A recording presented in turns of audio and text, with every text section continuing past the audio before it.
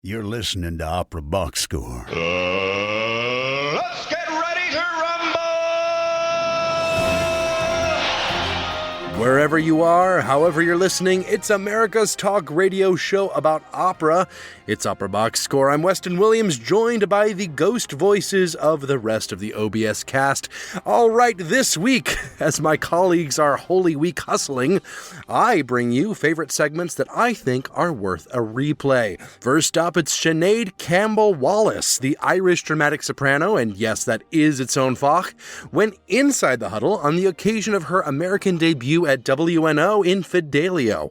Find out how in her second pass at a career she graduated from Mozart and Handel, that's Oliver's territory, to Strauss and Wagner, as God intended. Then we review the recording career of an artist who holds the record for Classical Grammy wins. And if you're thinking of The Crossing, not quite yet. Keep listening to find out who. Make sure you subscribe to our podcast on Spotify. Click follow on Apple Podcasts. Hit the plus sign. Email us your own hot takes by writing to mailbag at operaboxscore.com or upload a voice memo using the You Got Something to Say tab on our website, operaboxscore.com. However you contribute, you'll get an OBS beer coaster, an OBS lapel pin, and a #1 OBS fan foam finger just for sharing your own hot take. And yes, I am by myself in my recording closet, but that's okay. My colleagues are taking the advice of the columnist from last week's episode and making sure they're kind to themselves during Holy Week. So without further ado, I will talk some opera with you. Huddle up. Let's go inside the huddle. Sinead Campbell-Wallace is currently starring as Tosca in Wiesbaden and is set to make her house and role debut as Ellen Orford and Peter Grimes at Opera de Lyon next month. The Irish soprano made her American debut as Leonora in Washington National Opera's Fidelio and joined us to recount how her voice had changed from light lyric to dramatic.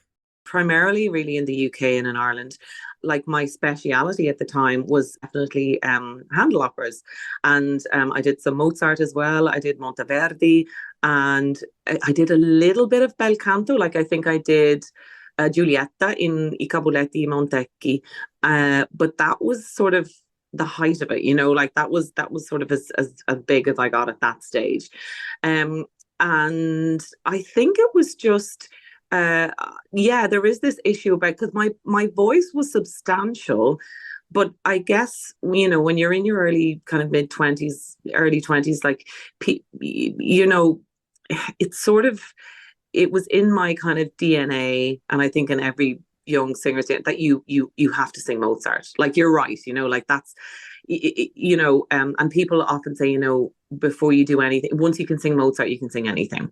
And I think there's a little bit of truth in that, in the sense that, you know, you do have to have some kind of agility and versatility in your voice, no matter what size your voice is.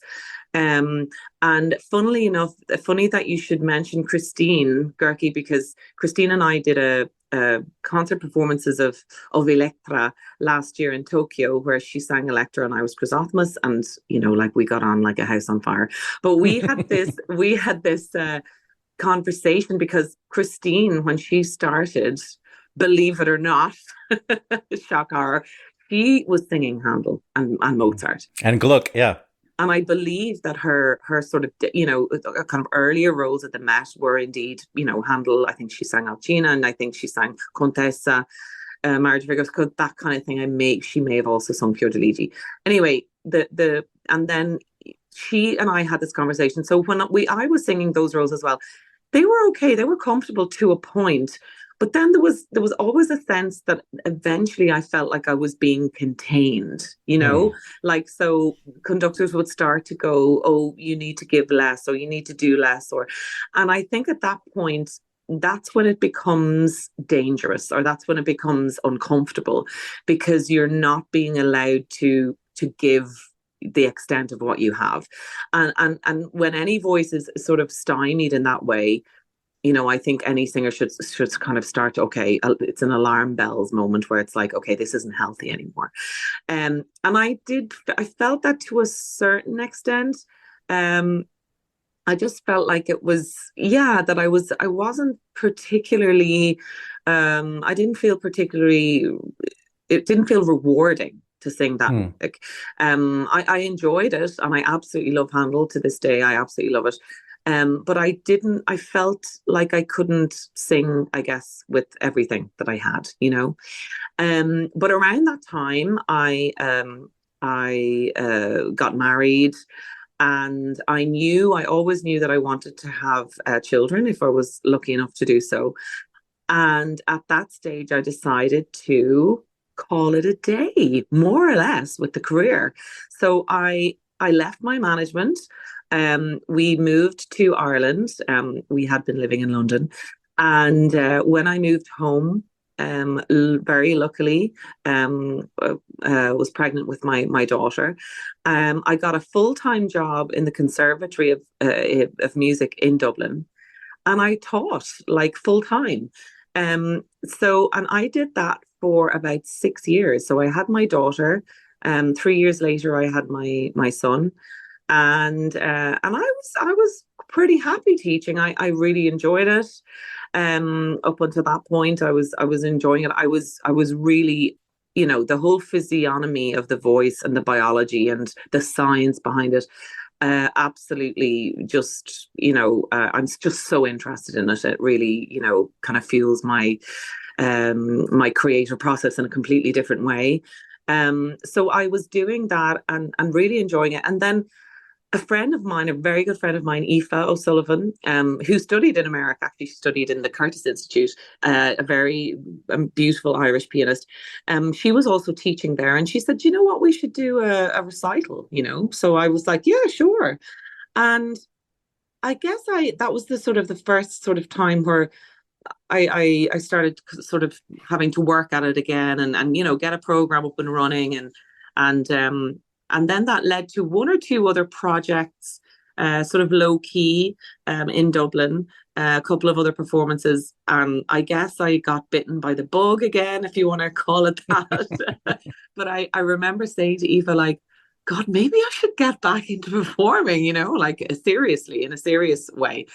And yeah, so that was kind of the start of my journey. And of course, once I got that into my head, that was it. I thought, okay, I'm gonna really make a go of this. I took a job share in my job, which meant it freed up some time. So I started retraining. I have a amazing teacher in London called Janice Chapman, and went back over to her and said, okay, this is, I'm interested in doing this. What do you think? And she said, well, okay, it's going to be hard work. Because at that stage, I'm coming back into a career in my sort of early 30s or whatever, and she was like, nobody's going to remember who you are. It's going to be like starting from scratch. But then when I started, working with her, it became very clear very quickly that I was now the owner of a very different instrument, than I had been in my early 20s. So this kind of manifested itself. The way I kind of describe it to people is that it's like you're driving, right? But you're driving, whereas before you were driving like a little zippy, like mini or whatever. And now all of a sudden I felt like I was driving like a big 4x4, like a Range Rover. Like an American. Yeah, exactly. Um, so it felt different. The gear changes felt different. Everything felt a little bit slower at the start. But at the same time, it was really exciting because all of a sudden it was like, oh wow, well, this opens up a completely different, series of roles and a different trajectory vocally. And to be honest, I think that's what really spurred me on, because it's a tough business. It's a tough industry. We know this. And, I think if I had gone back into the business with the voice that I had, I'm not sure how successful I would have been, because there's always so many absolutely amazing young light lyric and lyric sopranos. So, the fact that I had this dramatic spinto quality, I was like, okay, this is doable. Maybe this is more nichey, and maybe this is going to work out better. And yeah, so it was literally back to the drawing board. As I said, I had left my management. So I was back emailing, hi, anybody that I had any connection with in the business before, saying, remember me? and a lot of people I spoke to were like, oh my God, are you sure about this? This sounds crazy. But by all means, give it a go. And I was just absolutely relentless in kind of emailing, and I got so many, I was emailing agents everywhere with kind of recordings that I had made, and saying, are you interested in in this kind of early 30s soprano, and they were like, I don't think so. Wow, the audience can't see you because this is an audio format, but you are a stunningly beautiful woman. Oh. And no, it's like, why would it even matter how old you are? Because I just want to watch you, it's like, and I'm as gay as a goose, so don't be scared. That's very, very kind of you. And, what time is it now? 11:45, you've made my day. So that's my day done and dusted. Fantastic. But no, I thank you for that. But you do have this, the industry can be sexist, can be ageist, can be fattest, can be body shame. We know all this. So I suppose I had it in my head that it was going to be tough, right? Either way. So, and then really out of the blue, I had emailed this lovely German agent, and he said, okay, come and sing, come over and audition. So I did. And he said, look, I'll keep you in mind if anything comes up. And I sort of forgot about it. And literally 4 or 5 months later, I got an email for him, and he said, they're looking for a soprano for a short fest contract in Regensburg in Germany, which is this tiny little house about an hour from Munich, in the most beautiful city you could imagine. And they were looking for a soprano to sing Agatha in Freischütz, First Lady in Zauberflöte, and Tosca, primarily, and there were also some other roles as well, but certainly the Agatha and the Tosca were really interesting for me. And so I went over, auditioned, and it's sort of like you would imagine or dream about. The intendant called me into his office straight after the audition and said, we want you here, please come. How can we help get you here? So it was initially a 2-year contract. Eventually I could only commit to a year because I had my children, and they, for various reasons, stayed in Ireland. So they were there with my husband at the time and my parents. The Opera House were amazing in, facilitating me to go home whenever I could. So I was going home for a weekend here, and the kids were coming out for their breaks. And it was really hard. I think around March, so from September to March, it was really kind of full on. And then in March, the workload lessened, and I was able to get back, a lot more. But that was kind of my real hardcore commitment, I guess, because I think a lot of people were like, oh well, I guess in my head I was like, can I do this? Can I go and be away from my children for that long, even though I was getting back.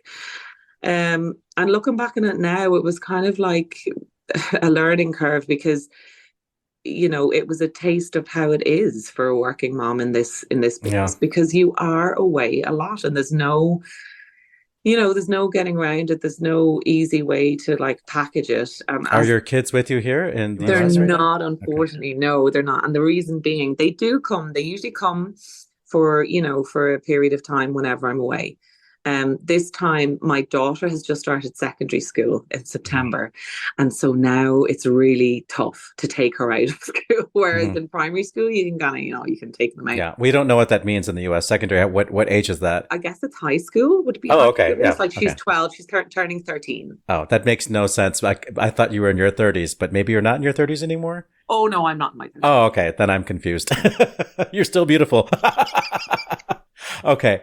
Sinead, I have to stop you because I recognize that in that story you just told us from taking a break from singing and going to teaching and then rediscovering your instrument, you have inspired so many different topics that the audience is going to be desperate that I ask you about, namely how teaching helped you discover maybe your bigger voice, what it's like to, have a re-go at the career at age 30, whatever that was, trusting a teacher, trusting a coach to hear you better than you can hear yourself, and learning new repertoire and what that feels like compared to the singing you were doing.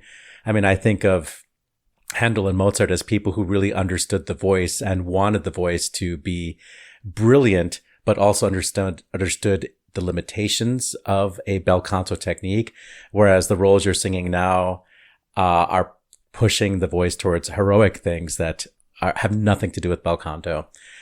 And then the other topic would be, how did you do that for a year? Like, what type of support system did you have? It sounded like Regensburg was amazing, but how do you separate? I mean, I'm almost going to start crying thinking about what it must have felt like for you to go after your passion, but also know that you were leaving your children. Mm-hmm. It's so there's just too many topics there. And we only have about 12 minutes left.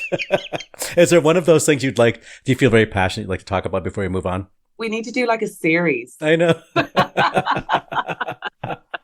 Is there one topic in that jumble there do you feel like you really would like to address? Actually, funny enough, what you brought up there about trust and about a support system and about, my voice and the teaching. And I think that's really important because, as I said, I was lucky enough in my when I was studying to find this amazing teacher in London who was basically like she's like a singing doctor, like she's really into the science behind everything.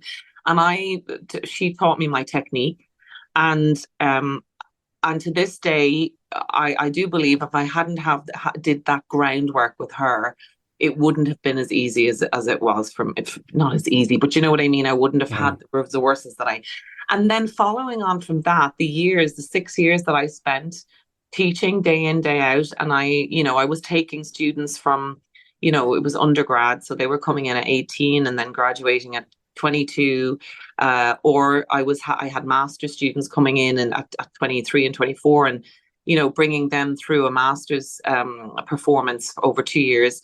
And to be honest, during that time is when I learned to sing properly. So because I had to problem solve every single day with these students, and so I would do it myself. So I would like, why can't she do what's she doing there? And I'd do it myself. I could sing it myself and go, what would I do? And so the teaching was such a learning curve. And I'd also sometimes check in with Janice, with my teacher, and go, I'm having this problem. This student is bland. What do you think? And she'd email back and say, well, you could try this and try this, whatever. And so, I was lucky. It sounds so strange, but I was lucky that I had that time to formulate and to discover and to sort of grow a technique and the time as well, because as a singer, you're working like you're working all the time. You're learning roles all the time. You don't have time for weeks on end to be like, I wonder, should I lift my tongue slightly high? You know what I mean? Like you don't have, I guess I had the luxury of those years to really sort of nail down a technique. And then once I got back into the business, I had people that I called on, or that I would call on to question, to sort of discuss something, or and I worked with really good coaches, both in Munich and in London, on these sort of, and they're good soundboards, they're good, like they can hear something, they'll say, oh, I don't know what that is, but do something else because it doesn't sound right, or it doesn't sound as good as the phrase before. It's not linking up properly. But then it's up to you as the singer to know how to fix that. Okay. So, and I think that's where I was lucky, as I said, to have that. So the answer to your question is like the support system was there, but I was I suppose, my own worst critic on the one hand, but also I had the resources, I felt, to fix problems or to fix issues, or to I was so attuned to listening to those students over those 6 years, they and hearing them develop and finding out what was, getting feedback from them, what's helping, what's not helping, what feels good, what doesn't feel good, and then implementing that myself. I think that was like huge for me, and I guess in that sense I'm sort of my own teacher. Of course I have people I can rely on, and certainly in terms of I record myself singing like all the time and I listen back to it and I correct things, and then I will send that to somebody else and go, do you hear that? Well, what am I hearing? Are you hearing what I'm hearing? So I'm sort of on it all the time, because I think you have to be, and yeah, so I was, it was kind of a lucky kind of an event that happened. My life sort of went down one road, and I didn't know if I was ever going to get back into singing when I left.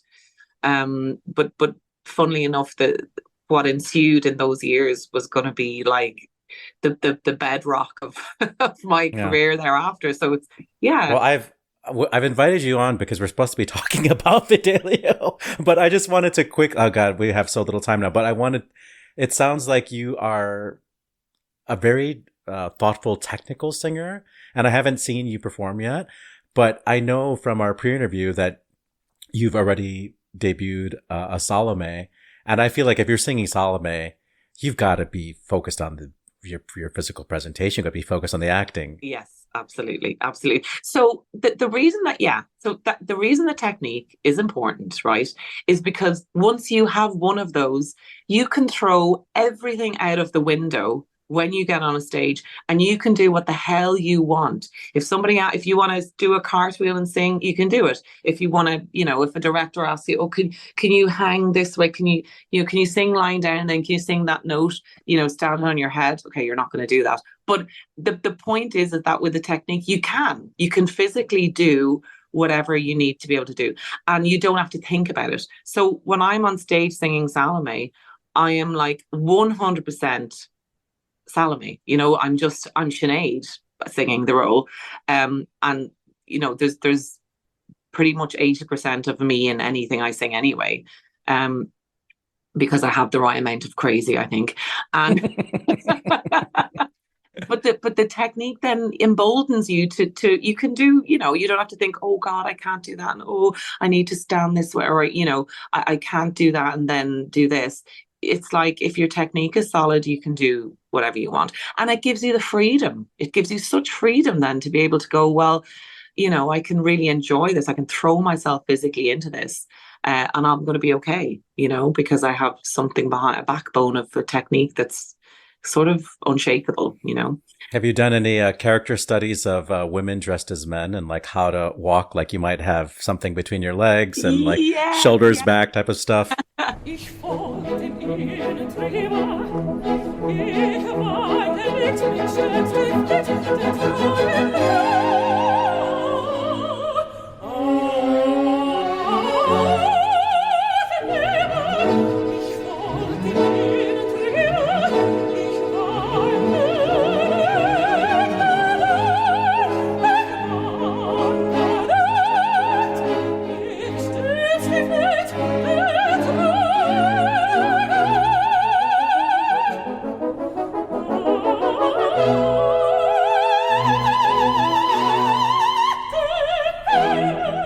Sinead Campbell-Wallace in last fall's production of Fidelio at Washington National Opera.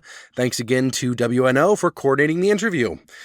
If you're listening right now to our best of episodes, I know you love this show, and if you do, why not help us spread the word about Opera Box Score by giving us a rating on Apple Podcasts or Spotify, or if you have a few extra moments, why not write us a review, a good one, please? Or you could just go out, find a friend who's into the same stuff, and tell them about us. We would love to have new listeners.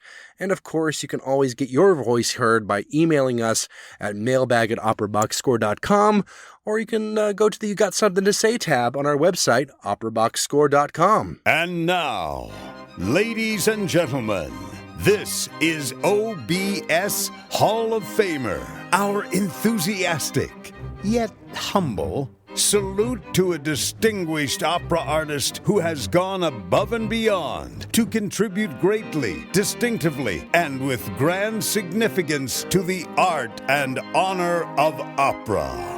We are, of course, talking about the conductor George Solti, if you want to get a little bit more precise with the pronunciation there. He was born in Hungary on October 21st, 1912. I don't know what it is. I cannot talk about a musical figure without immediately going into like basic biographical information. So do bear with me. I do think it will become more relevant as we go along. Because Wikipedia does not exist. Wikipedia does not exist. Don't check Wikipedia like I did for some of these facts. So Solti was born to a somewhat musical family on his mother's side. And so he learned piano at a relatively young age. And his eldest sister, Lily, was a singer, and his parents encouraged him to essentially accompany her at the piano, which is one of his first experiences sort of following a singer, which he towards the end of his life credited as being the start of his ability to conduct an opera with singers. Even though his family was fairly poor and couldn't really afford it, he was in school for music by the age of 10. He transferred to the Franz Liszt Academy at the age of 12, which was around the same time that he heard a performance of Beethoven's Fifth, conducted by Erich Kleiber, that would inspire him on the path towards conducting. When he was at the Franz Liszt Academy, he studied under pretty much every single major Hungarian musical figure of the era. They were all Zoltán Kodály, Béla Bartók, and that's about it. There was some more too. There was a Don Giovanni as well. Born in 1912, you say? I wonder if there's going to be any big quarter life events that might shape the course of his life. There might be a couple. So his first musical job was at the Hungarian State Opera as a repetiteur, but he quickly moved to Germany to assist Josef Krips because he wanted to, work with the best of the best, which was a lot of the, German musicians, German conductors specifically, a lot of German singers. But if we're, taking score, that's in the 30s in Germany. And George Solti comes from a Jewish family.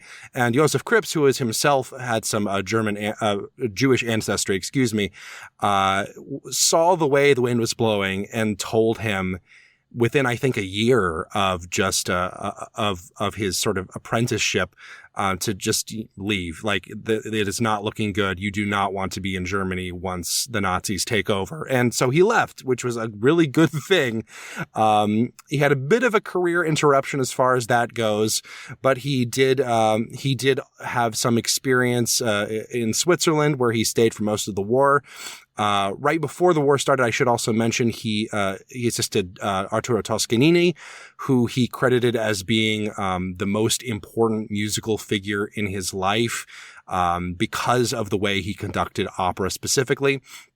And, once the war was over, once the dust had settled, obviously there was no single greater shakeup to the 20th century musical world, of the classical music world and the operatic world, than World War II. Prior to the war, Germany was the hub of new opera. All of the great conductors seemed to be from there. A lot of the great singers seemed to be from there.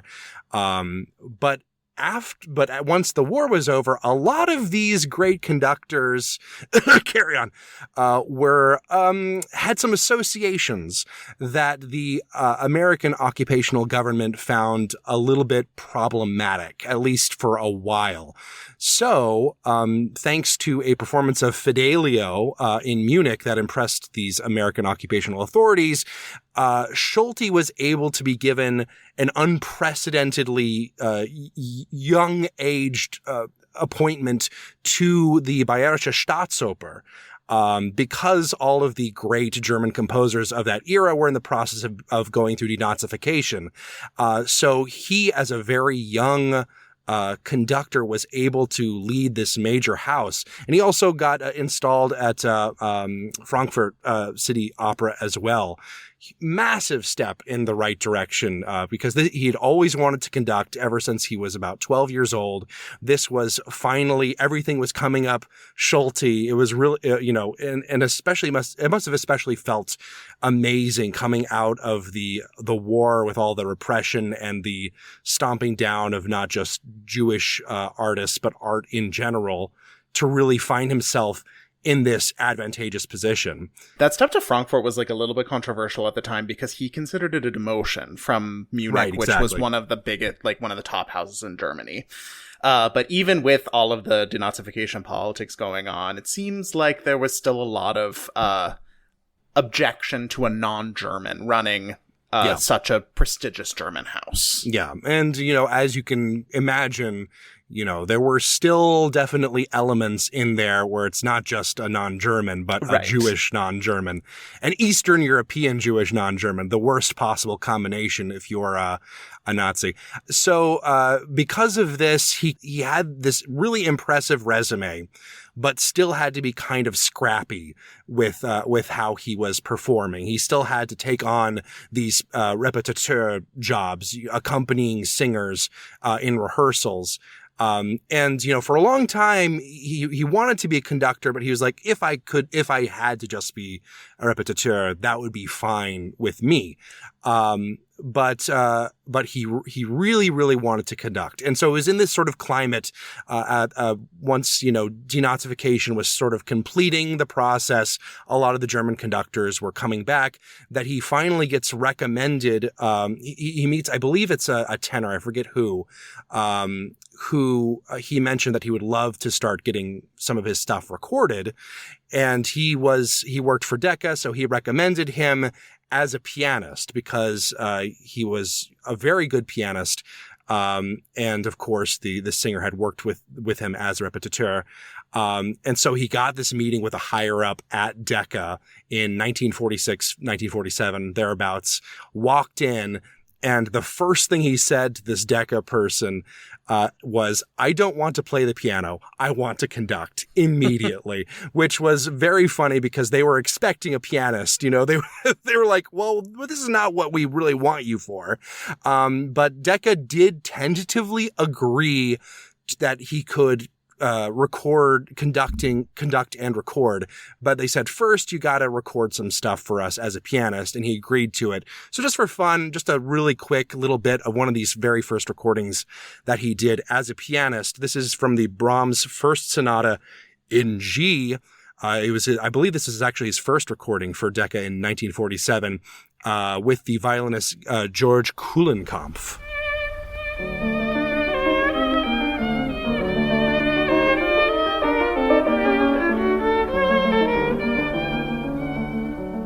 So as a result of this little inn, Schulte is now able to have this relationship with Decca that would span over 50 years.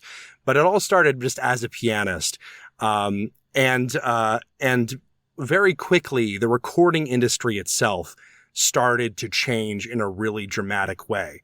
Because you have to think about, prior to the war, if you were listening to recorded music, it was a shellac record that played at 78 revolutions per minute. So low fidelity, mono sound.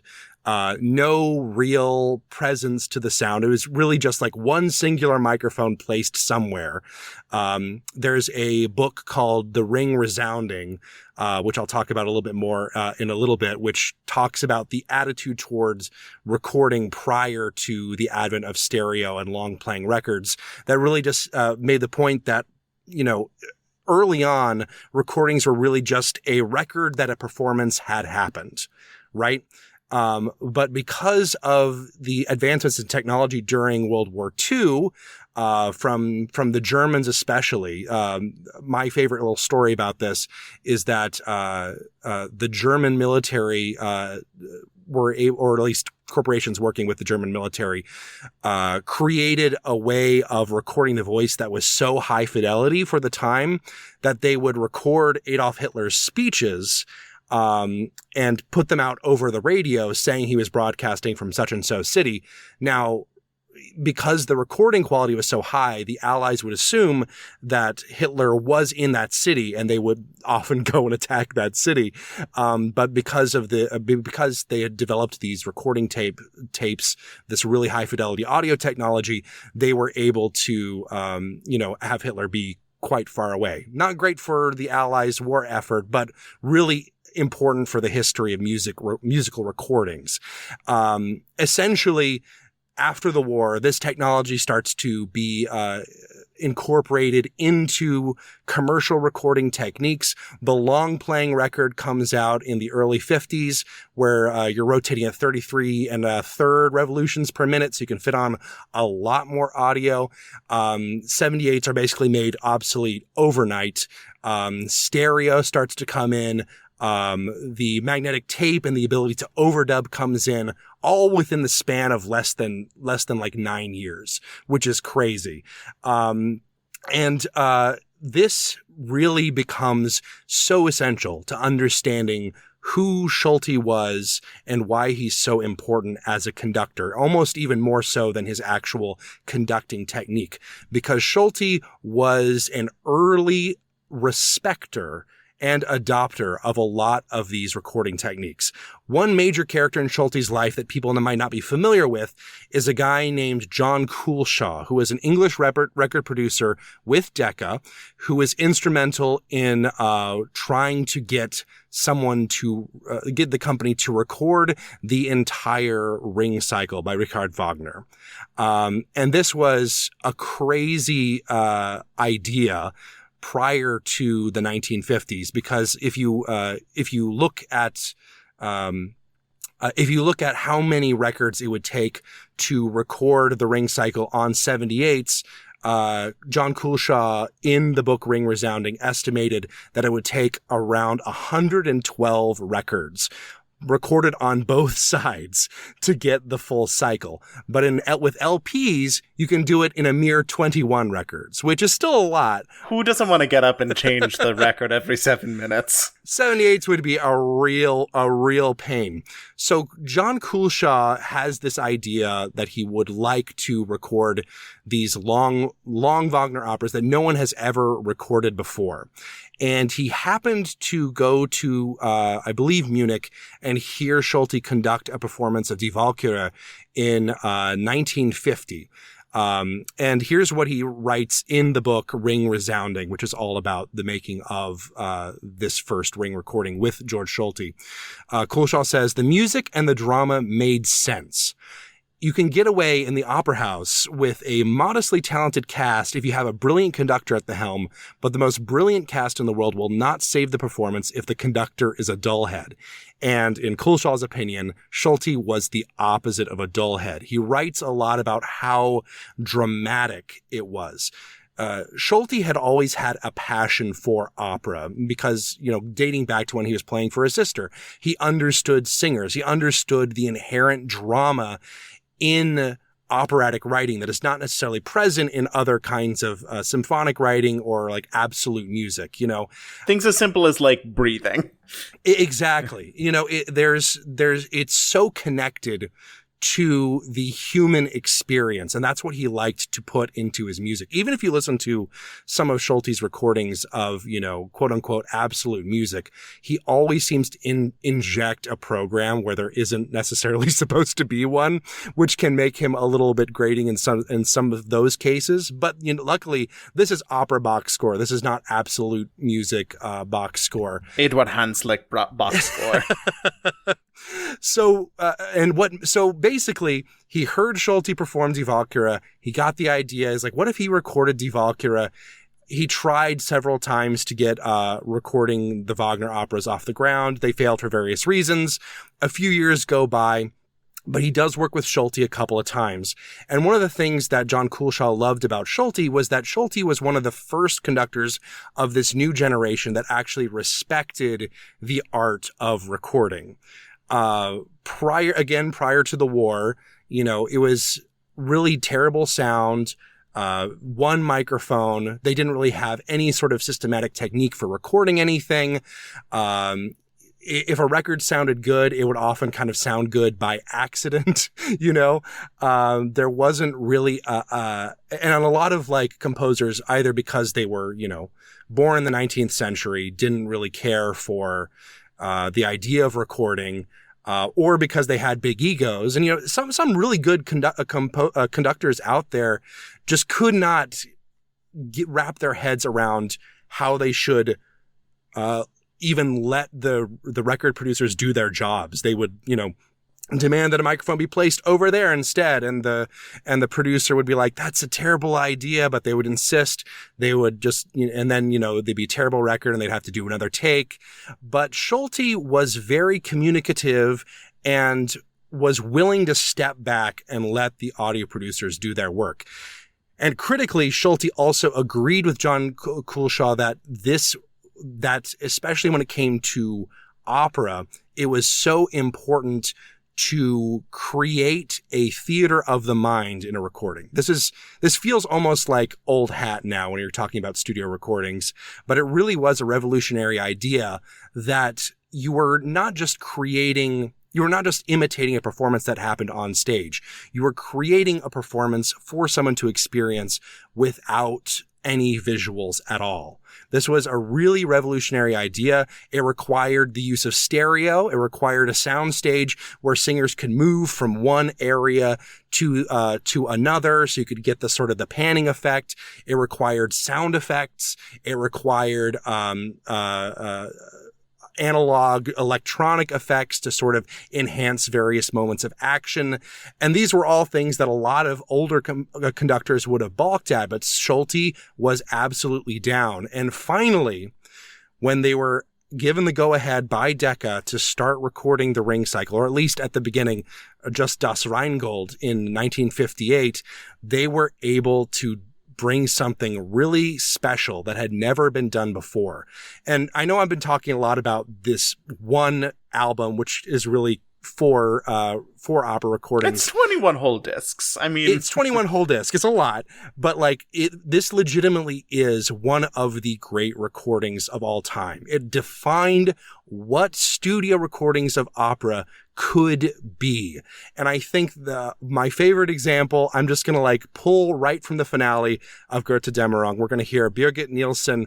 We're going to hear the collapsing Valhalla in the background. We're going to hear Schulte's incredibly powerful brass section with a lot of rhythmic precision, deep excitement, the in-your-face engineering of it all come together into this huge moment that no one had ever heard before. And again, no one had heard Götterdämmerung in its entirety on record before. So keep that in mind as well. The finale of Götterdämmerung, conducted by George Schulte with the Vienna Philharmonic.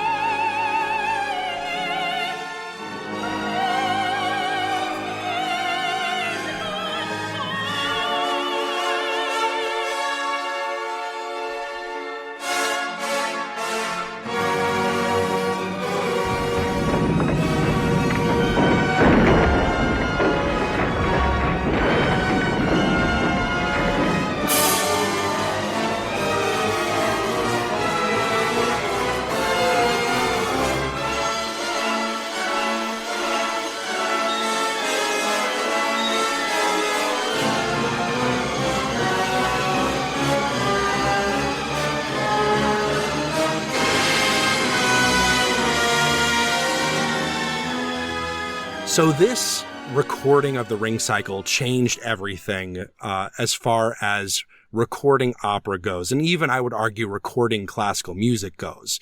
It's the first time where you have the recording be the end product, not simply imitating the end product of what was happening on stage. Interestingly enough, when the first opera recorded as a trial, Das Rheingold, came out in 1958, it popped to the top of the charts. Rheingold popped to the top of the charts alongside albums by like Elvis. It's wild. Even for the 50s, that was wild. To this day, it's referenced regularly as one of the greatest recordings of anything of all time. And a part of this, of course, is the extraordinary cast that Decca was able to put together, that Schulte established rapport with. But I think the reason that Schulte is so significant is because for the first time you have recording methods that were able to capture the unique sound of a genuinely incredibly talented conductor. When you listen to a Schulte brass section, you know it is a Schulte brass section, which is why I think he's really well suited to late 19th century Bruckner, Wagner, Mahler sort of types. Maybe a little bit less so to Mozart. Arguably, if you don't care about period instrument stuff, although some of his Mozart recordings are like very successful. Oh yeah, very successcul, absolutely. And not just commercially successful, like very artistically successful. Yeah, absolutely. I would agree with that. I think there's just a certain, he was often criticized at the time for being a little bit iconoclastic, especially in this early era of recordings. He took tempos quite fast compared to the sort of mid-century 1940s tastes.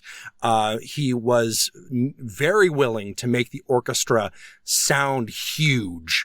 But he also demanded a very strict precision that some people who were more used to sort of the early 20th century sort of free-flowing, do whatever you want with the rubato and rhythm kind of things, would make some of those people kind of mad. But he defined the sound of the 60s, and he defined the sound of Decca. The Decca sound, in my mind, is the Schulte sound.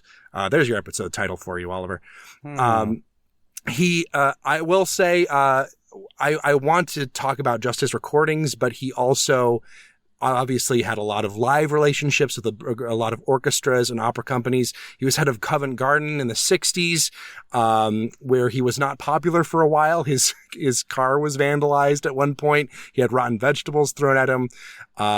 He had a kind of a rough time at Covent Garden. He earned the nickname the Screaming Skull, referencing how, he didn't have any hair and got very mad during rehearsals. Unfortunately, he was an old school conductor, as you now might call him, as far as that goes.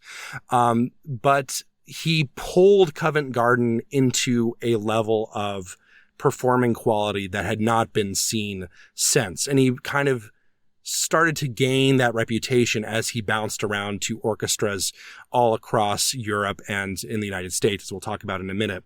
As I said before, he spent over 50 years at Decca, where he recorded over 250 recordings, including some 45 complete operas, which is wild. He has more Grand Prix du Disque than any other conductor and has won basically every award you could possibly think of, including a knighthood. And now we get to the Beyonce of it all. I am on record saying that the Grammys don't really matter in the classical music world, but if there is an exception to that rule, it is George Schulte. As we all know, Beyonce finally surpassed him last year, but for a long time, he was the number one Grammy holder. He had 31 wins, 74 nominations across his career. And bear in mind, the Grammys themselves didn't even exist until Schulte was already in his 40s. His passion for opera is really apparent in the kind of operas that won. His very first Grammy win was for Aida, with Leontine Price, and John Vickers is in there. And his very last that he won, his first one was in 1962. His last one was in 1997, which was for a production of a recording of Die Meistersinger with Ben Heppner and José Van Damme and people like that. That is kind of insane to me that his career spanned from the beginning, honestly, till the end of the golden age of studio opera. And he was kind of on the front edge of every movement in recorded studio opera for the entire time, for 50 years. I thought we might have a little bit of fun really quick and just hear back-to-back little selections from his first Grammy win to his last. This is from the Aida, with the Gloria al Egitto chorus. You'll hear his very precise rhythms, the aggressive brass, the strict tempi, the very fast tempo. And then immediately after that, we'll hear the prize song from the 1997 Meistersinger, which honestly, I don't think is as good as the one he did in the 70s. But it's still a good recording. This is with, Ben Heppner as Walter.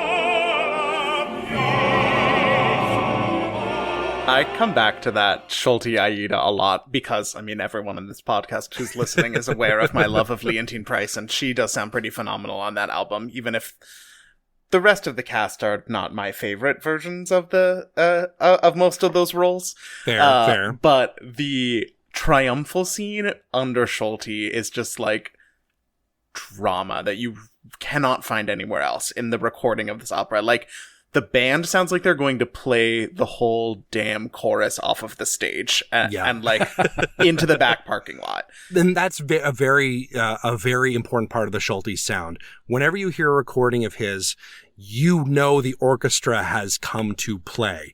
You know, it is always going to be the most drama, the most tension that you can possibly pull out of an orchestra at any given time. And that's why I love it so much.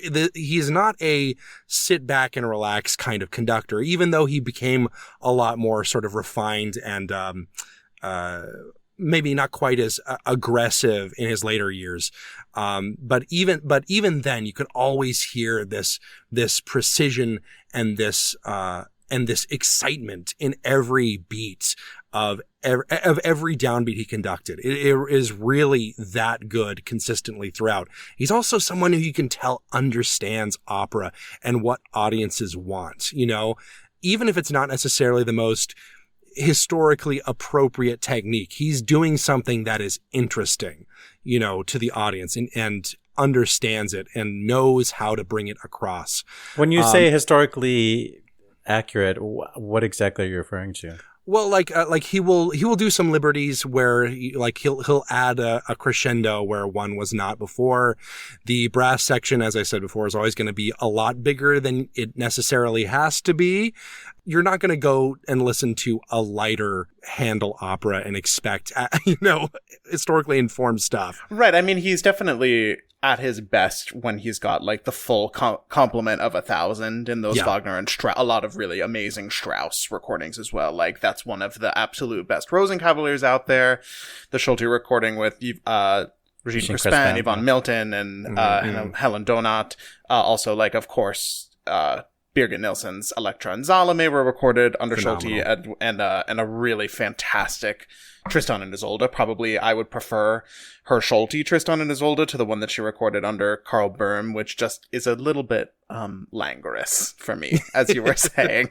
But also, like, that is one of, if not the best recordings of Marriage of Figaro that's out there on the market. I was about to say that is fair, it is it's hard good. to beat that. Thomas Allen as the Count, Kiri Takano as the Countess, Lucia Popp as Susanna. Is it von Stade as? It's von Stade, yeah. Holy sh!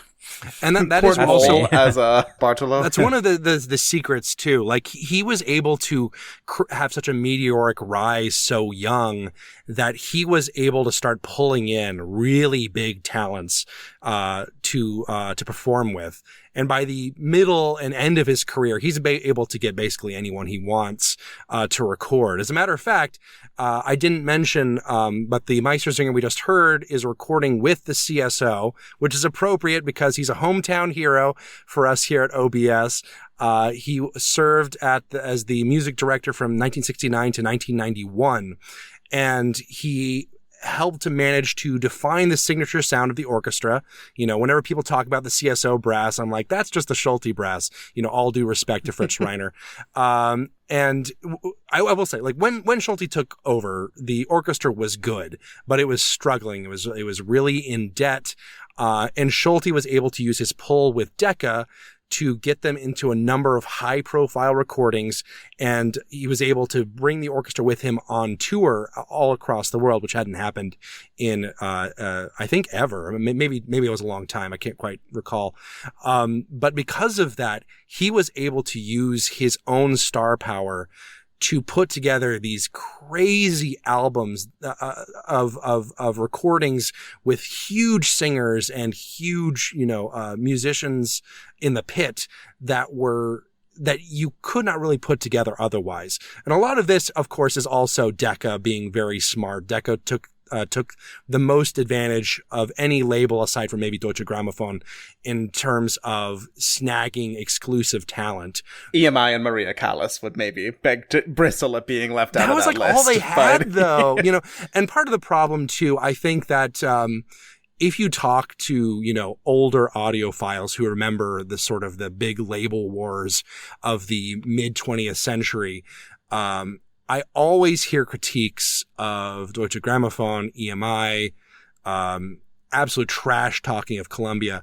But Decca is always looked on fondly. And I think part of that is because Decca also kept a lot of their source tapes and periodically re-release a lot of their recordings remastered from that format, especially the Ring cycle we were talking about before.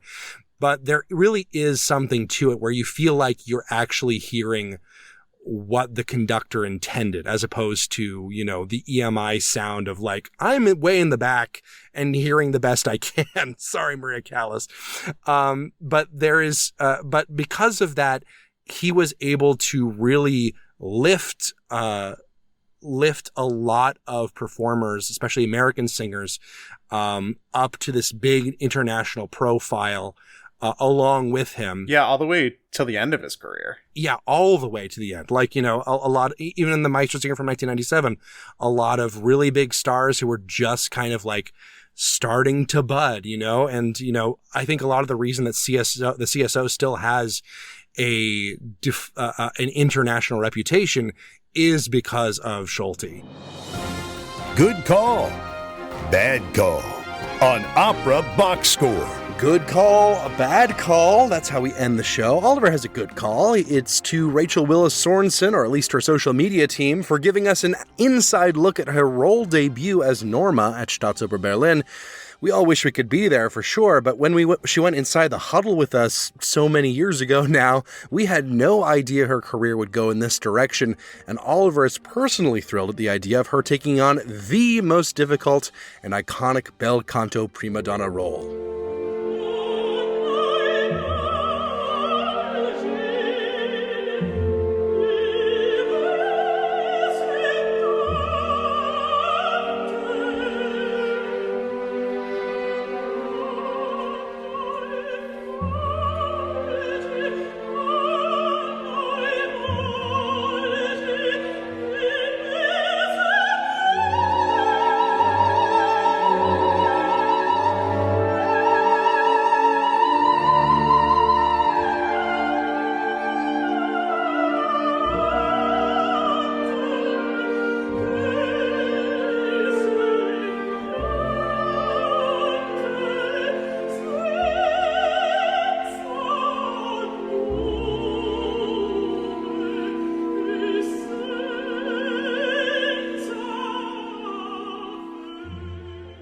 That is it for this week's edition of America's Talk Radio show about opera. Make sure you subscribe to the show wherever you get your podcasts, get your voice heard, and find links to stuff we've talked about at our website, operaboxscore.com. That's also where you can put your money where our mouths are. Give back to the OBS using the Support the Team tab.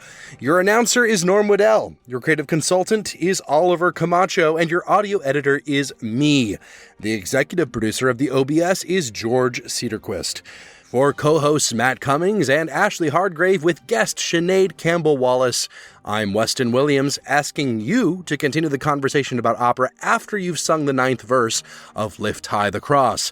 We're back with an all-new show next week when Andrew Jorgensen calls in the referees to dispute the call for Opera Theater of St. Louis's March Madness result. Plus, you get more opera headlines, more hot takes, and more flaxseed Easter eggs. Join us.